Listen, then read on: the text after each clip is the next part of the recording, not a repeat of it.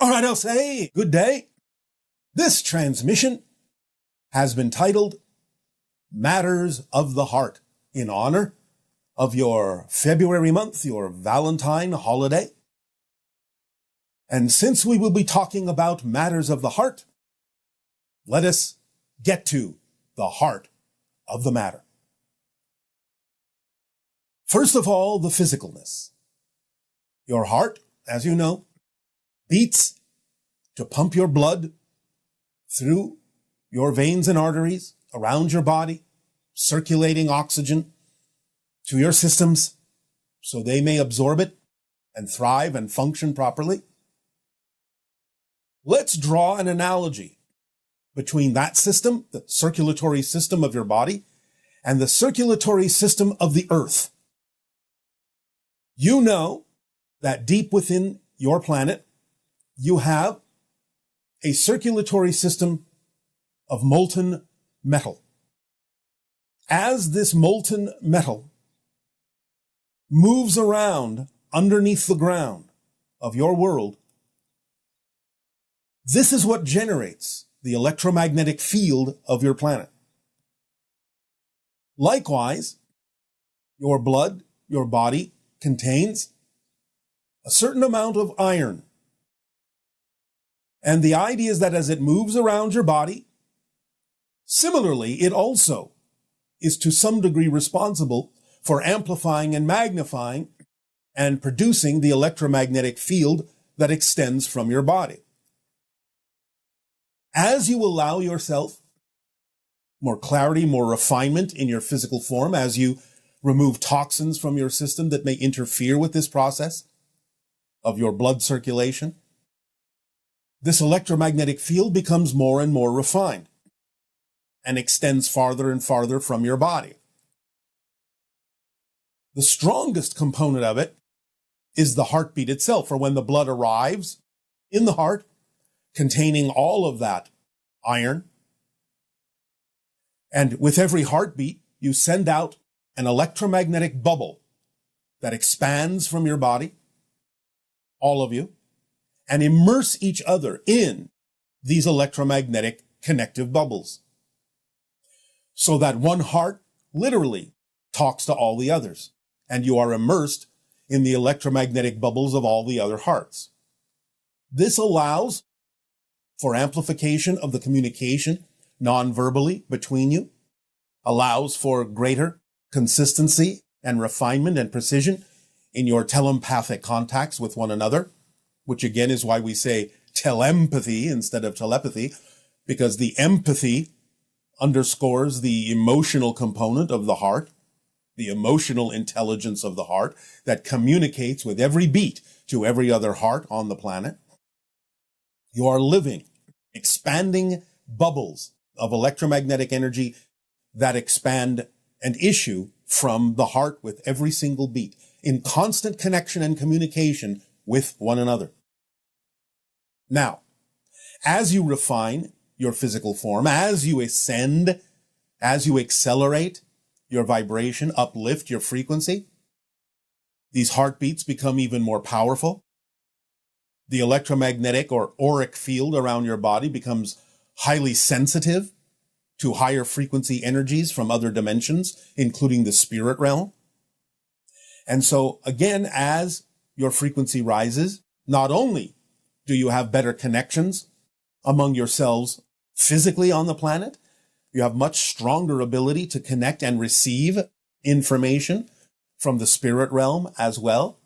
So it is with the opening of the heart, the acceleration of your vibration, the upliftment of your frequency, that you will not only connect with all physical beings on your planet, not just humans, but all physical beings, but also connect with the spirit realm more consciously and have more awareness of their communications to you that come through electromagnetic energy. The electromagnetic field of your planet that you are immersed in, again, allows you to align with it by accelerating your frequency, creating the entire planet in that sense to be a beacon, to be a receiver of spirit realm energy, higher dimensional energies, extraterrestrial energies that operate on higher frequencies. So when you are all aligned in that sense in the future, you will find that you will open up gateways, lines of communication to dimensions you had no idea existed. You will be able to receive information from many different levels of reality. And this will become the norm as we experience it on our world. We commune with spirits and extra-dimensional beings every day, all the time. It is part of our natural reality to know that this information exists, can be received and tapped into at any given moment when you're operating on that frequency from the highest levels of the heart.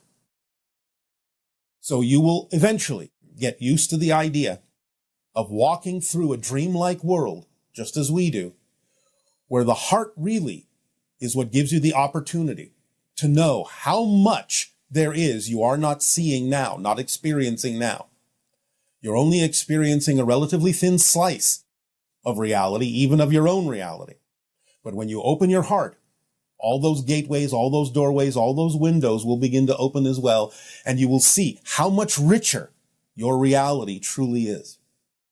Now, with regard to energetic communication with your own higher mind, the heart is absolutely crucial in this process. Because the higher mind, again, speaks in the language of energy, sends energy of certain frequencies to you, which your physical mind translates into the sensation of passion. But the reason it does this is because the heart is specifically tuned to the vibration of the higher mind in its natural state.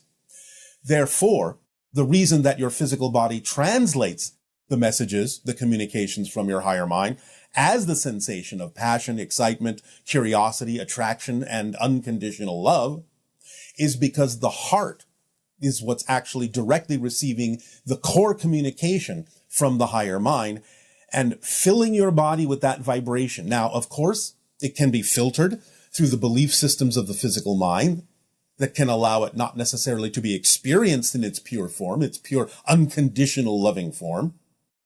And that is why it is so important to get a hold of your belief systems, to consciously be aware of them. Let go of the fear-based ones that prevent you from experiencing the pure core vibration transmission from your higher mind that is bounced back to the physical mind by the heart with every beat as a guiding mechanism to say, align with this, align with this, align with this. This is your truth. This is your truth. This is your truth. So the idea is that you're constantly being given an opportunity to let go and zero back to your natural state with literally every beat of your heart reflecting to you like a drum the vibration, the core vibration of your higher mind in its natural state. And it gives you the opportunity to guide yourself in letting those negative beliefs go so that your physical mind can also align and be transparent to those vibrations that are bouncing from the heart into the physical mind that are representative of the core communication of the higher mind. And that way you can move forward in physical reality, in love, in passion.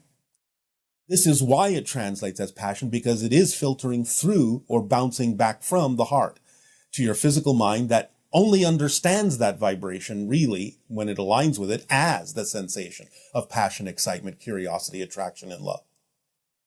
So take the cue not only from the higher mind, but from what the heartbeat, every heartbeat is reflecting to you.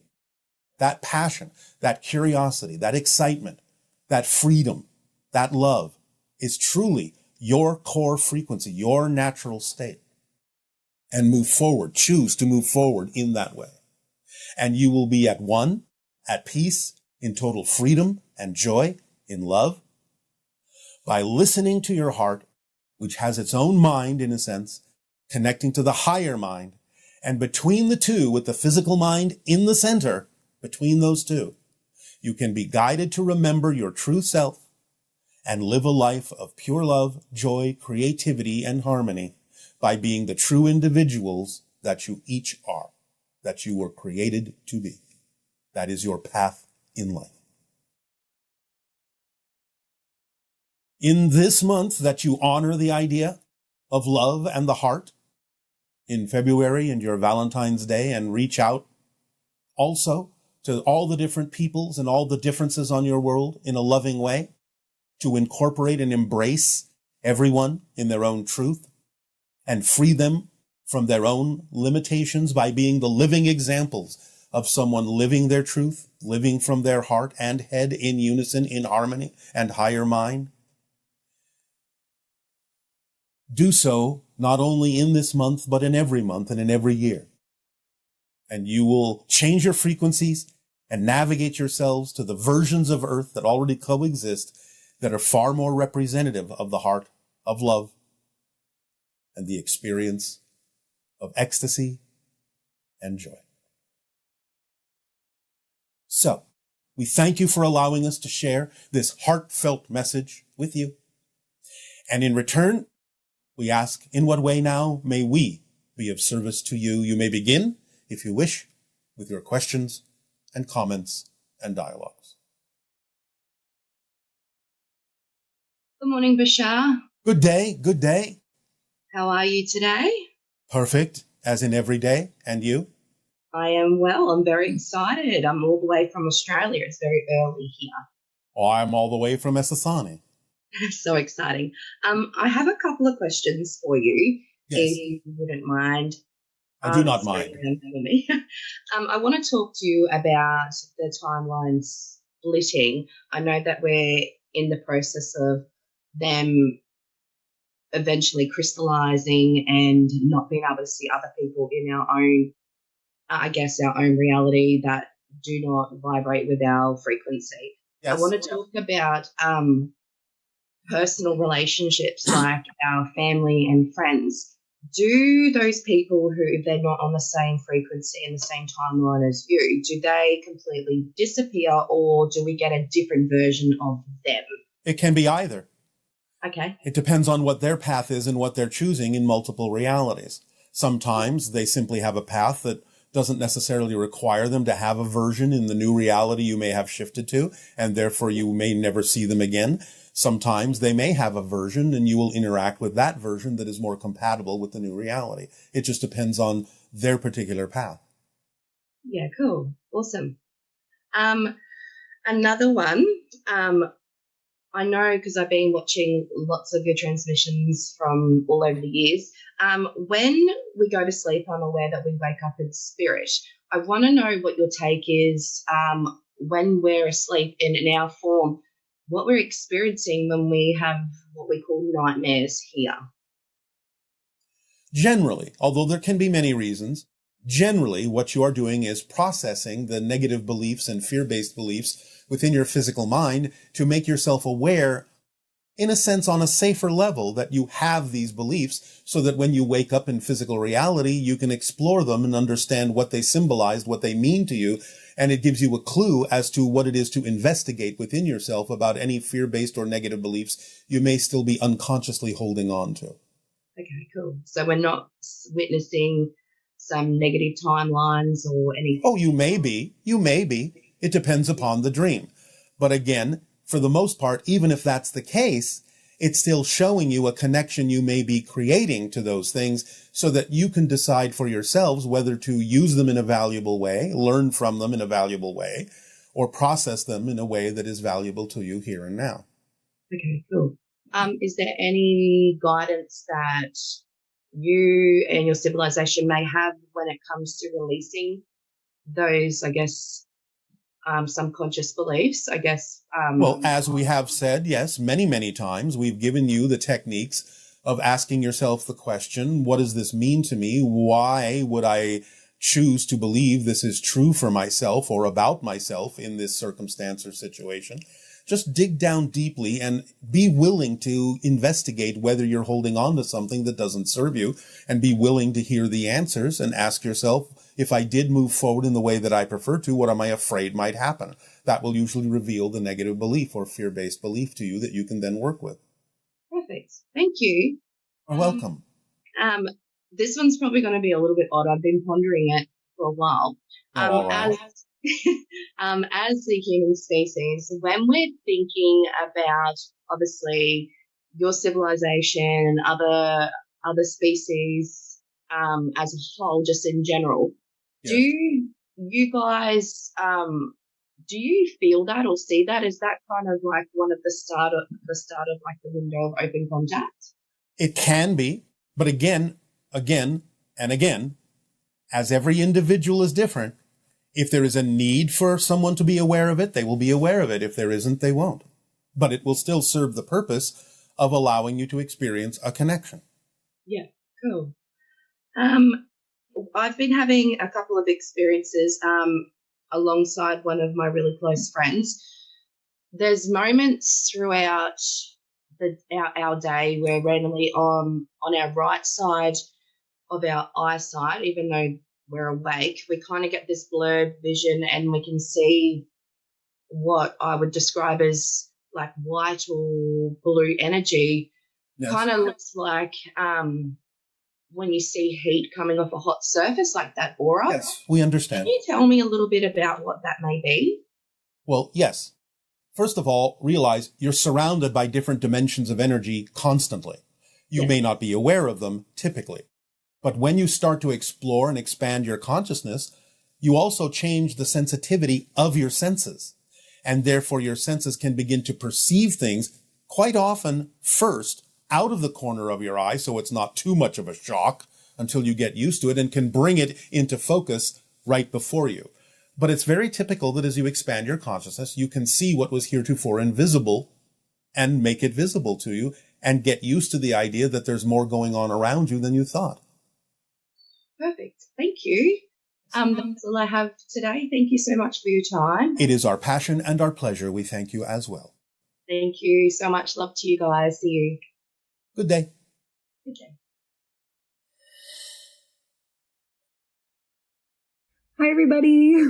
This is Jay from Souk, Vancouver Island. I was hoping that you could give us a handful of words that, in your opinion, we could redefine as a collective and on an individual level as well.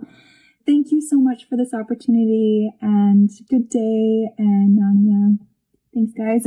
Bye. All right. As we have said, doubt is not a lack of trust. It's a trust, a 100% trust in something you don't prefer. So you're always trusting. There's no such thing as a lack of trust. There is, however, a trust in lack. So that's a reversal paradoxical definition that will allow you to always know you don't have to learn to trust. You just have to decide what it is you're trusting in. Depression is simply the negative perspective and definition of compression, which is a natural state when where you know you cannot find the answers you seek outside, you go within. You collapse within into a state where you investigate and examine yourself and come out redefining yourself as a new person.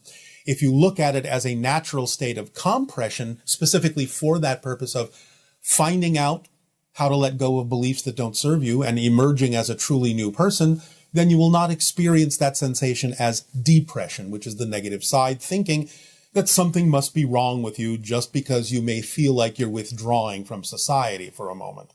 It's a natural thing to do when you need to go internal within yourself and find the answers that you seek. A walk-in is not a different soul coming into the same body and another soul leaving to make room for it. You are filled up with yourself. There's no room for anything else to be there. And if you decide to leave, nothing else really comes in the way that you mean it with respect to the concept of a walk-in. There are other things that can happen that we will address another time. But a walk-in is simply a shift in vibrational resonance, an ascension of the frequency of your own soul to another level that then demands a different expression of personality to come through to represent that shift in the vibration to a higher level of your soul. So it's the same soul expressing itself through a new personality, but it is the same being that was there before, just expressing itself on a different level. That's a walk-in. Ascension is simply the process, especially by following your passion or anything you love to do, or being in love, where you raise your frequency to another level that gives you a chance to receive higher frequency information and experiences and connections from higher dimensional realms. Now, ascension is not just something that is going to happen at a particular moment. You're always ascending if you're following your passion, if you're expanding your consciousness, if you're exploring ideas of spiritual reality. Ascension is an ongoing process of raising your frequency.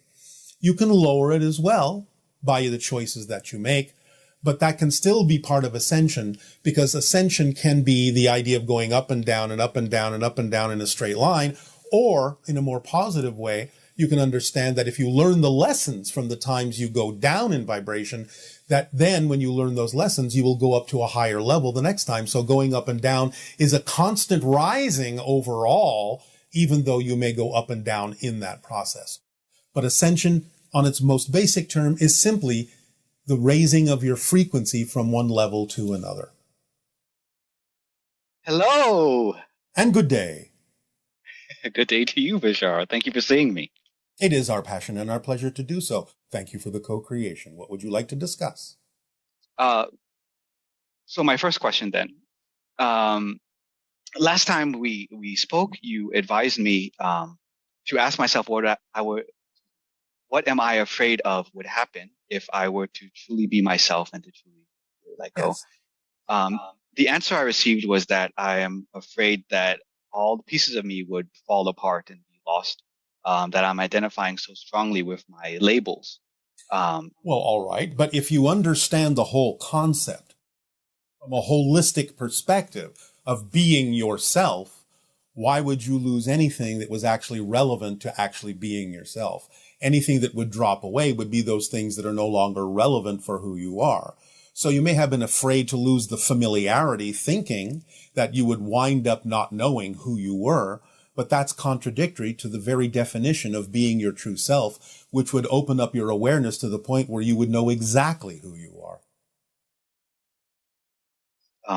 Do you have any advice for those of us that feel so strongly attached to these things that we think we are on that journey?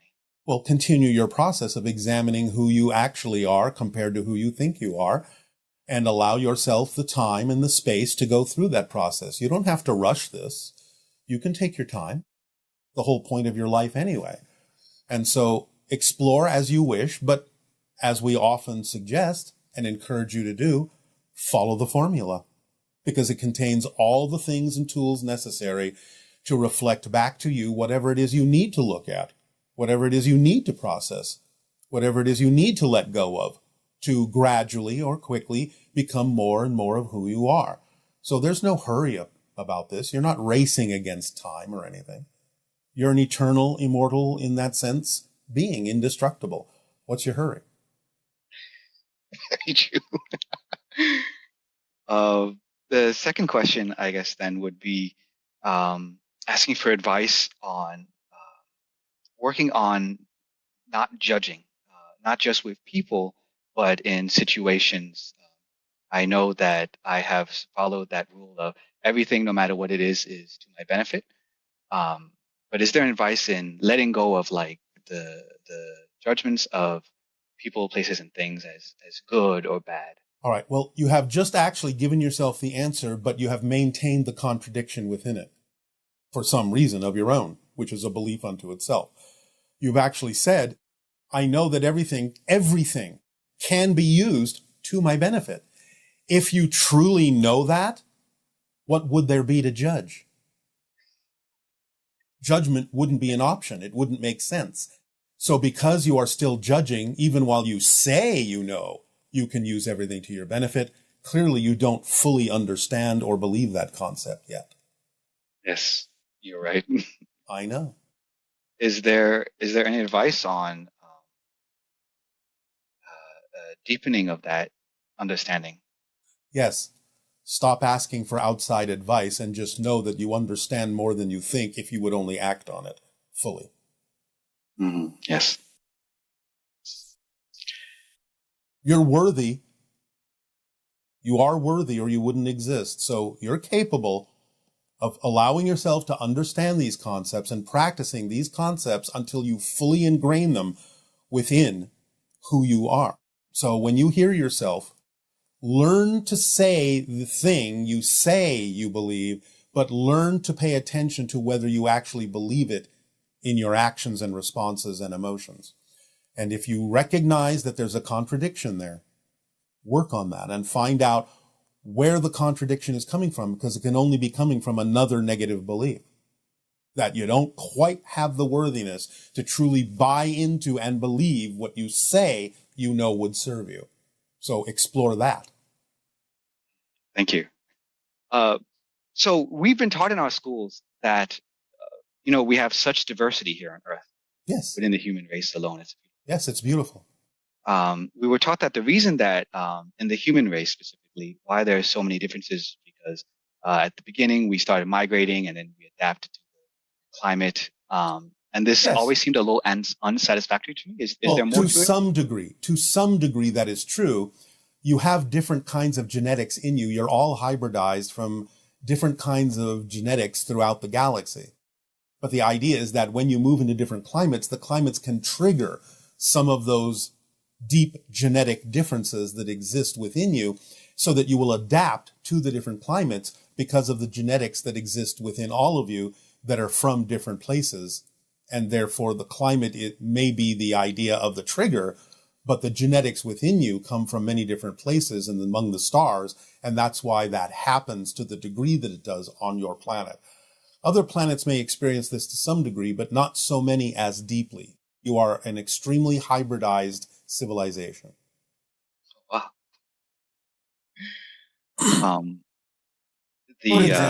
For example, yes, on my own world. Now, we don't really have the differences in climate around the planet that you do. We're mostly temperate and mild, but there are some differences here and there between the idea of a north and south and so on and so forth. You might see a slight